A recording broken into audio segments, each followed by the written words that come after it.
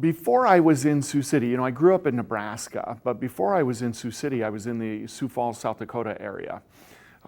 When last in Nebraska, I was a band director at public high schools. Millard West was the most recent one, suburb of Omaha. And then I finished my administrative degree and took a position as administrator in the Sioux Falls School District, Sioux Falls, South Dakota, and then finished 2 more college degrees and became a school superintendent as a result of those degrees, right outside of Sioux Falls. And so for a period of about 8 or 9 years, we lived in Sioux Falls, but most of my family still lived in the Omaha area. And so for every kind of vacation, or I should say holiday time, like 4th of July, Memorial Day, Labor Day, they would drive halfway and we would drive halfway, and we would always meet in Sioux City. This was back in 2006, 7, something like that. And I grew to love Sioux City by stopping by here every holiday.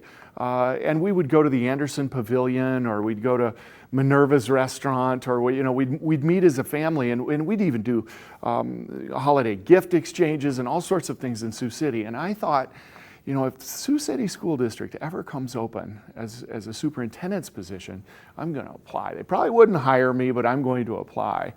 And lo and behold, in 2008, that's what happened. Larry Williams decided to retire.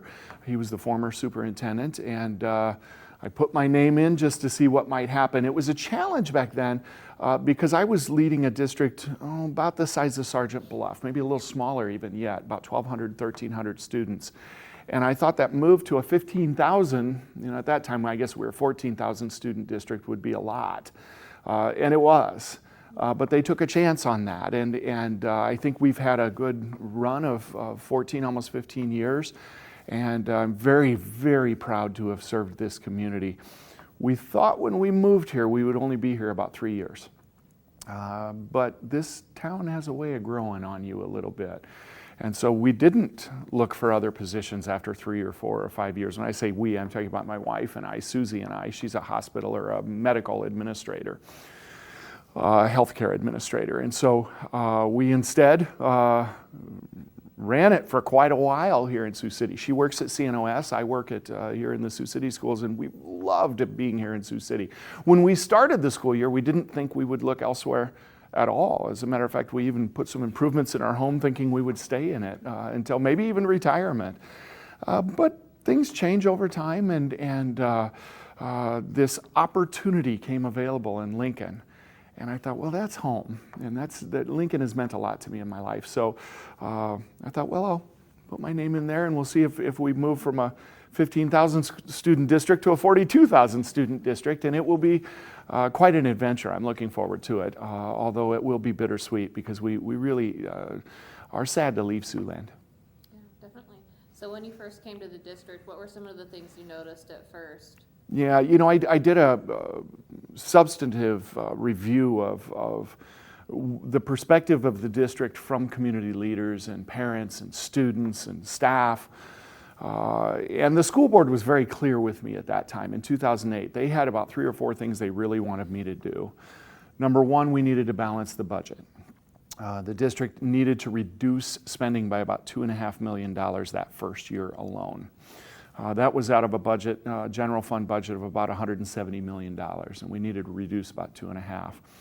And that was the year where the real estate bubble burst, and a lot of economic hard times came. And then Governor Culver, that same year, brought back to the state government 10% of the funding they had given to the school district. So another $2.5 million had to be reduced from the budget. So in that first year that I was here, we had to reduce the budget by about $5 million. And we did it without laying off staff. We did it through a process of attrition and some early retirement and those sorts of things. But we made our way through that, and I'm really proud that we've presented a balanced budget each year moving forward from that very difficult year.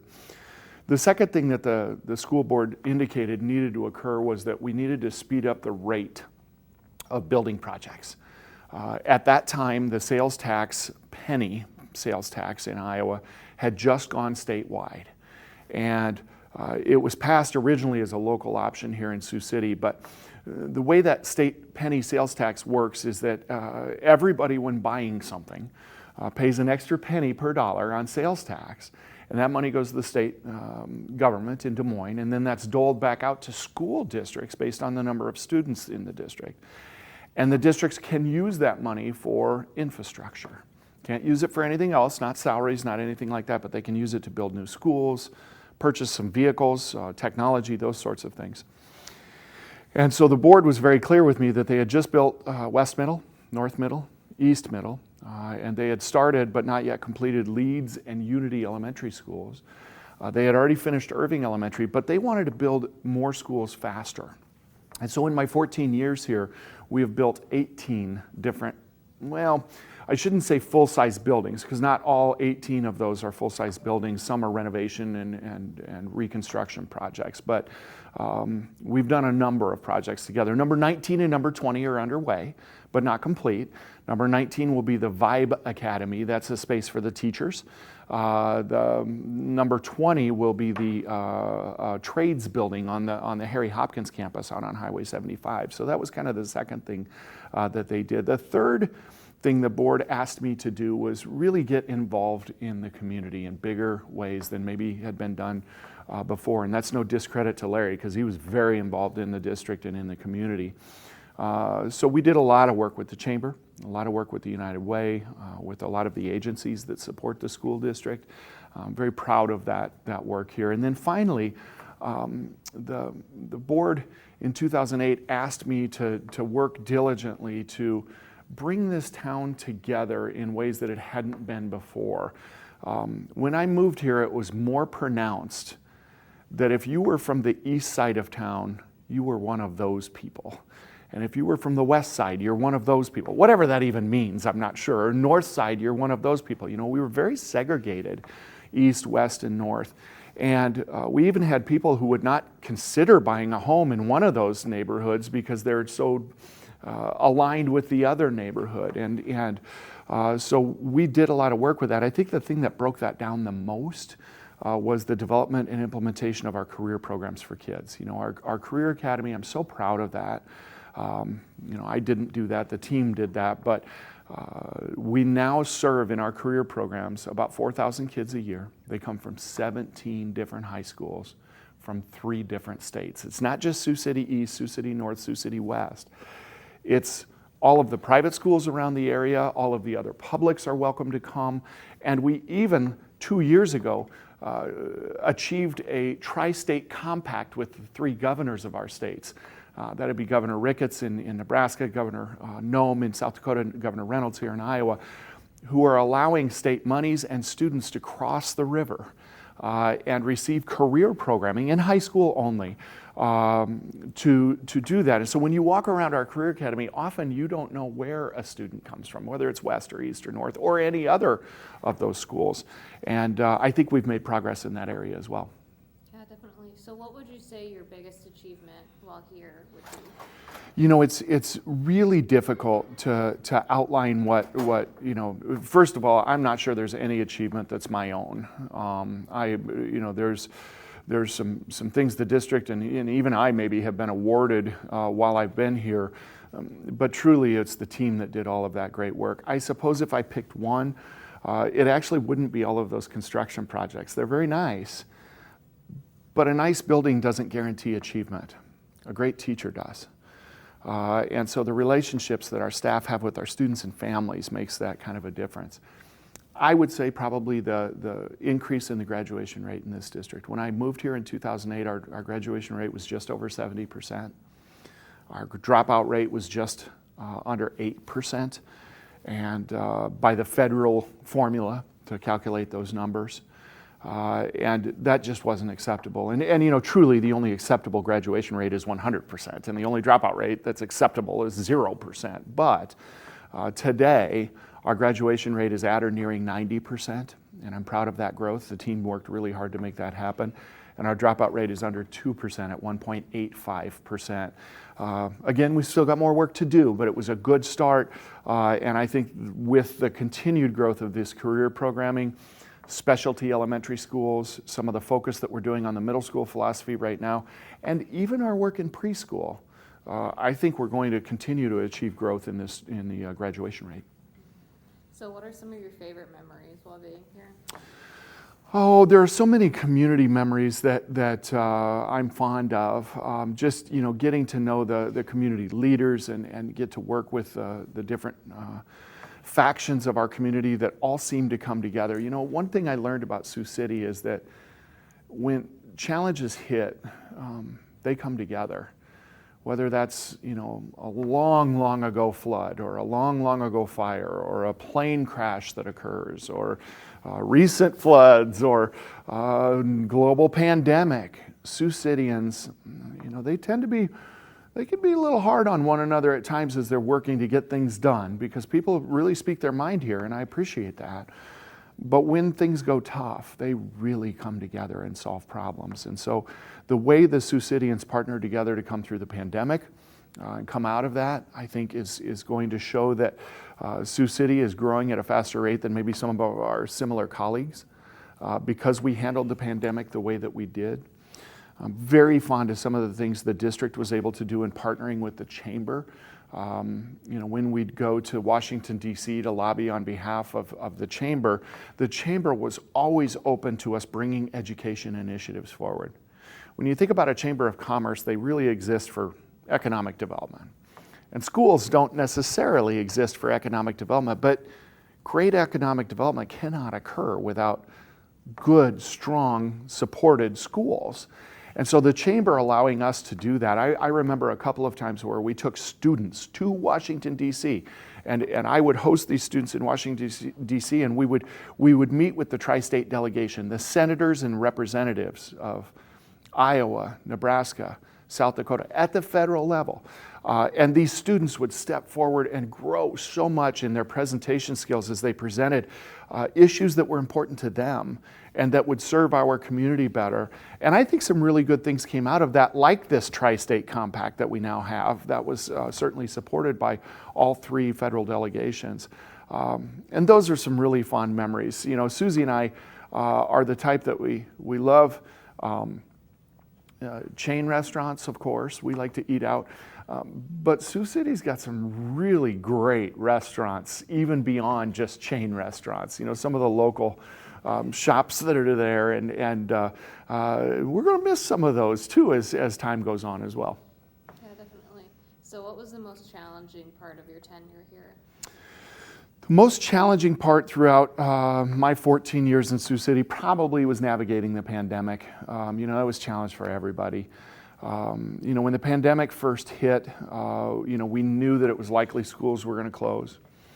We thought that they'd close maybe a week or two later than they did, so it was a surprise to us when they closed as early as they did. It was so specific that I can remember the date, March 16th, that it occurred. And we learned on a Sunday night that the governor was closing schools for Monday morning. And from that point forward, it was so challenging because the information on COVID was changing nearly every hour. And a few weeks went by and it was changing maybe every few hours. And then a few weeks went by and it was changing every day or so. And then a few weeks went by and it was changing a little slower. And now it's, we're kind of in a pattern where maybe it's going to become an endemic, not a pandemic, but the information's changing a little more slowly, and we're able to manage it a little better. But at that time, we didn't have the ability to educate our students virtually and digitally. And buying devices was something we did quickly, but that was the easy part. If the students can't get to connectivity, the computer does them no good if they can't get to the internet. And so the way in which the team stepped forward and implemented mobile hotspots, where they drive buses and vans into neighborhoods to just make them wired so that kids could get on the internet and continue to learn, was amazing. The work that they did there. Our food service department was so incredible. We'd normally serve 2,000-3,000 meals a day in the summer. During the height of the pandemic, we were closer to 7,000 meals a day. And that was so hard to manage and to make happen.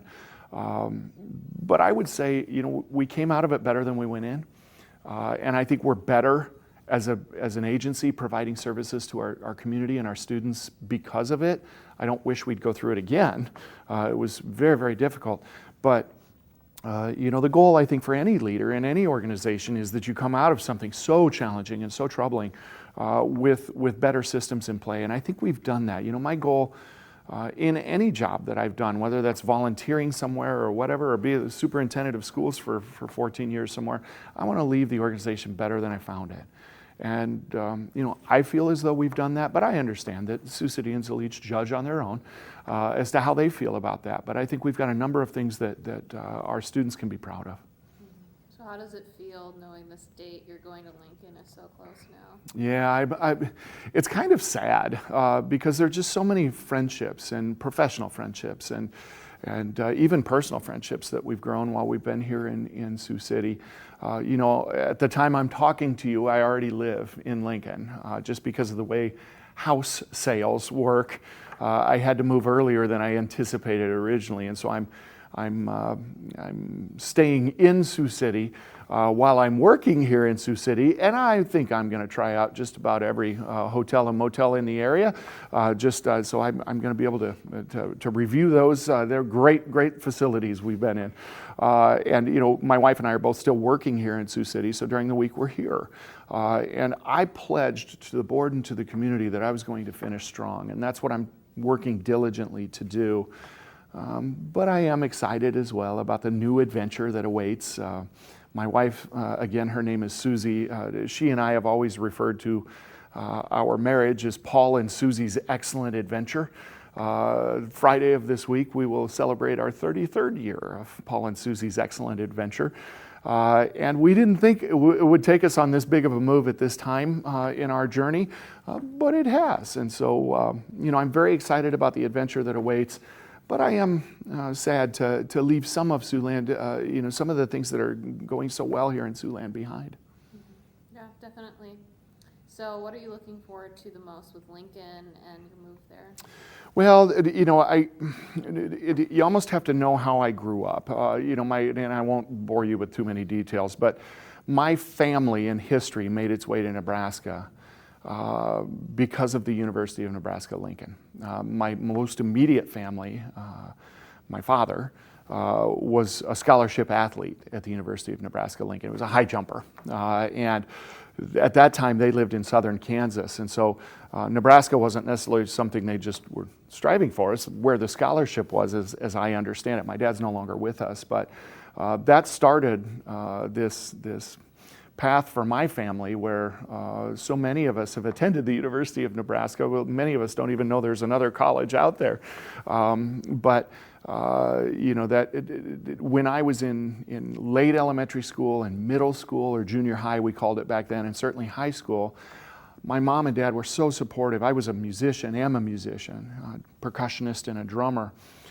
And the very best instruction they could find for me around the area was at the University of Nebraska-Lincoln. I was living in Fremont, Nebraska, which is just a little ways out of Lincoln. Once a week, I'd travel to Lincoln for percussion lessons. And my dad's always been a supporter, a booster of Husker athletics. And so we often would go to Lincoln for football games. And we would win those games with fervor. Basketball games, track, gymnastics, volleyball, just anything. And so Lincoln was always a place that was just so fun to go to for me. So much so that I can't believe I get the opportunity not only to live there, but to be a leader within the community and hope to make a difference there with this new position. So I'm very excited about that.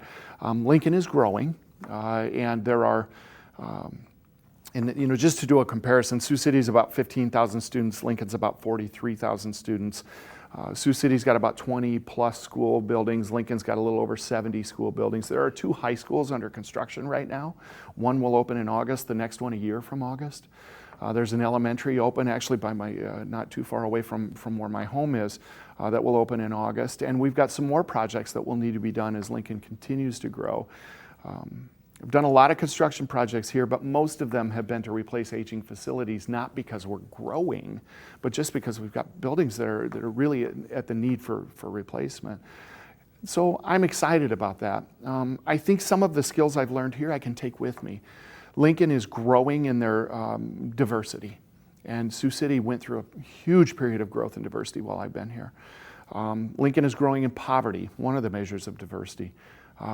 Sioux City grew in its measure of poverty while I've been here. Certainly don't think that was because of me, but as it has done so, you serve kids in poverty through education in different ways. And I think some of the things I've learned here I can take with me, and I'm thankful that the team allowed me to be a part of that work so that as we make this next move, we can make a difference. Yeah, definitely. Well, those are the questions that I had. Is there anything else that you want to talk about or add? Good. I guess I would just finish by saying that I'm very thankful to Sioux City and the Sioux City community, Sioux City schools, school board for what they've offered and what I've been able to do. I know that this community has made an extraordinary investment in the schools and in the people who work in those schools, and it has been my desire and pledge to return that investment to the community with improved educational practices and heightened graduation rates and heightened student achievement. And certainly I wish everyone the best as they look forward to building the new strategic plan for this district for the future, and look forward to watching by continuing to subscribe to the Journal the great things that are happening in Sioux City as time goes forward.